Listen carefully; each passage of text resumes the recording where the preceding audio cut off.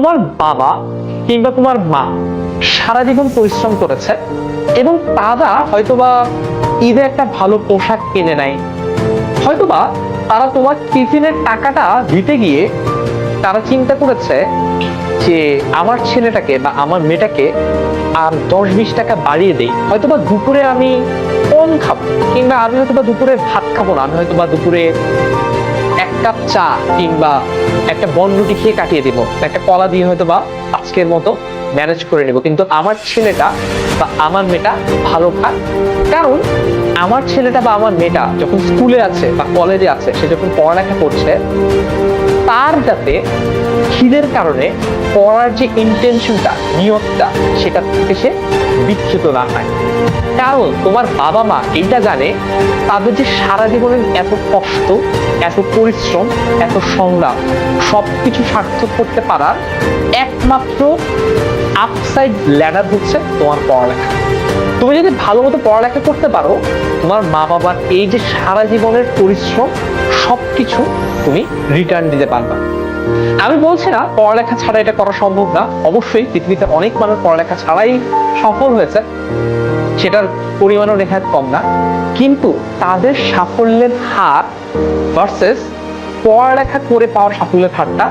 বেশি। তার মানে তুমি যদি আন্ডার প্রিভিলেজড হও, তোমার যদি এরকম হয় যে তোমার সবগুলো বই কেনার তোমার টাকা নাই, সকল সাবজেক্ট প্রাইভেট পড়ার মতো তোমার টাকা নাই,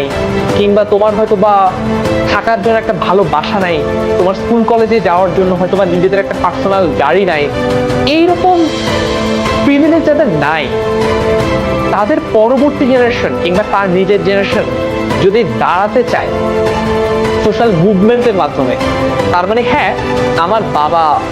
নিম্নবিত্ত ছিলেন বা মধ্যবিত্ত ছিলেন, কিন্তু আমি চাই আমার বাবার মতো কষ্ট যাতে আমাকে করতে না হয়, কিংবা আমি চাই আমার অবস্থার পরিবর্তনের মাধ্যমে আমার বাবা কিংবা আমার মাকে একটা সুখ, স্বাচ্ছন্দ্য, আনন্দ এনে দিতে। তাহলে আমাকে যেটা করতে হবে, পড়ার সময় পড়তে হবে এবং সিনসিয়ারলি পড়তে হবে। পড়তে বসে যদি তোমার ঘুম আসে, তখন তুমি এটা মনে করবা যে তুমি যাতে একবেলা ভালো মতো ঘুমাও, এই কারণে তোমার বাবা অথবা তোমার মা কঠোর পরিশ্রম করে, এবং সেই পরিশ্রমের বিনিময়ে তুমি দুনিয়ার সকল চিন্তা বাদ দিয়ে পড়ার সময় ঘুমের কথা ভাবতে পারো। অর্থাৎ তোমার যদি এরকম একটা সিচুয়েশন হতো যে তোমার পরিবারের যে আর্থিক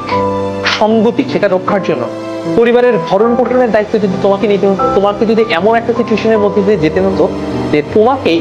কাজকর্ম করে টাকা উপার্জন করতে হচ্ছে, যেটা দিয়ে তোমার পরিবারের সদস্যদের ভরণ পোষণ হচ্ছে, এবং সেই টাকা থেকেই কোনো মতে অল্প চিকিভাগ নিয়ে তুমি তোমার পড়ালেখার পিছনে ব্যয় করছো, তখন তুমি বুঝতা আসলে পড়ালেখার মূল্যটা কত। এবং এই যে তোমাকে নিজেকে কাজ করে, খেতে খামারে কারখানায় কাজ করে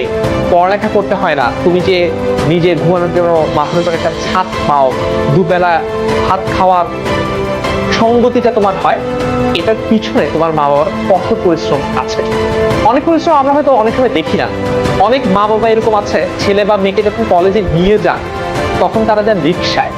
কিন্তু যখন তারা ফিরে আসেন বাসায় কিংবা অফিসে যান কিংবা বাজারে যান, তখন তারা হেঁটে যান। কারণ তারা চিন্তা করেন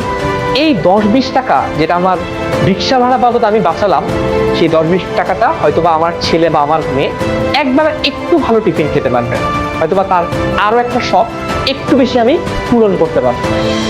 এই কথাগুলো যদি তুমি কখনো চিন্তা করো, আমার কাছে মনে হয় না যে তোমার পড়ালেখা থেকে ভিন্ন কোথাও ফোকাস করার তোমার কখনো সুযোগ। আশা করি বুঝতে পেরেছো।